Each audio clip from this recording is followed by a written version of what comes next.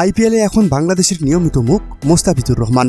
একটা সময় ছিল সাকিব আল হাসান ছাড়া আইপিএলই জমতো না বাংলাদেশিদের জন্য। এখন সাকিবের সেই জায়গা নিয়েছেন মোস্তাফিজুর রহমান। খেলুক বা না খেলুক দল তিনি পাবেনই, ব্যতিক্রম হয়নি এবারের আসরও।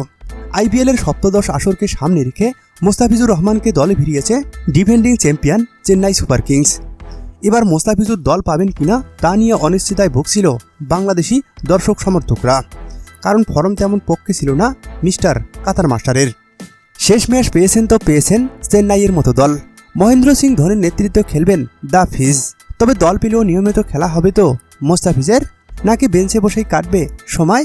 দলটা চেন্নাই সুপার কিংস বলেই প্রশ্নটা জোরালো, কারণ ধোনির দলে এমন কাউকে খেলানো হয় না যার কার্যকারিতা নেই। ভারতের সেই মাঠগুলোতেই আইপিএল হবে।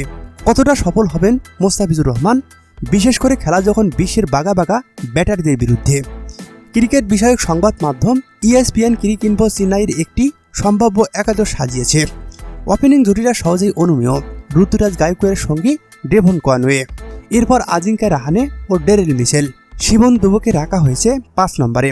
ফিনিশার ধোনির আগে রবীন্দ্র জাদেজা, সাথে নেমে ধোনি দেখাবেন কেরিশিমা। 8 নম্বরে মাঠে নামবেন শার্দুল ঠাকুর, যিনি চেন্নাইয়ের ব্যাটিংয়ের শক্তি বাড়াতে পারেন। দীপক চাহারের সাথে 2 লঙ্কান মাহিশ ঠিকসানা এবং মাতিসা পাথিরানা।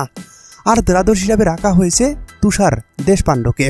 সম্ভাব্য একাদশে নেই মোস্তাফিজুর রহমান, এমনকি দ্বাদশ ক্রিকেটার হিসাবেও রাখা হয়নি ক্রিকইনফোর সেই একাদশে। অবশ্য বাস্তবিক অর্থেও মোস্তাফিজকে মূল একাদশে জায়গা পাওয়ার খুব সম্ভাবনা কম। এখানে একটা কথা থেকেই যায়, একাদশে যদি মোস্তাফিজুর নাই থাকেন তাহলে কেন নিল মোস্তাফিজকে? ক্রিকেট বিশ্লেষকরা এই প্রশ্নের উত্তরে মনে করেন বাংলাদেশিদের ইমোশন নিয়ে খেলা করতেই এই অবস্থা। অর্থাৎ 2-1টা ম্যাচ হয়তো খেলানো হতে পারে মোস্তাফিজুর রহমানকে, তবে পুরো আসরে ভিউ প্লাস ফলোয়ার বাড়ানোর ধান্দায় বলে মনে করছেন তারা।